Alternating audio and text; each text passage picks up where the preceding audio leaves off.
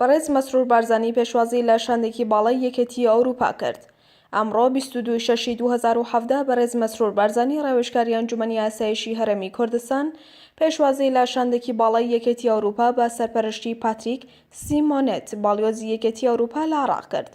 لەم کۆبوونەوەیەدا کە چەندین بالیۆز و کۆنسولی وڵاتانی ئەوروپا ئامادەی بوون، دوا پێشهاتەکانی ناوچەکە و بەرەنگاربوونەوەی تیرۆر گفتوگۆیان لەسەر کرا.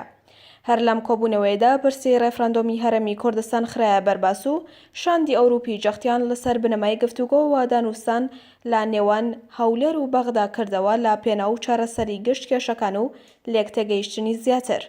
لە بەرامبەردا بەڕێز مەسرور بارزانی ئاماژەی بۆ ئەوەدا کە گەلانی کوردستان بەنیازن بە شێوازێکی دیموکراتیک خواستی خۆیان بە ڕێگەی ڕێفرەندۆمەوە بۆ کۆمەڵگەی نێودەوڵەتی ئاشکرا بکەن و هەرێمی کوردستانیش ڕێگەی گفتوگۆ و دانوستان دەگرێتە بەر بۆ ئەوەی کە خواستی هاوڵاتیانی کوردستان جێبەجێ بکرێت.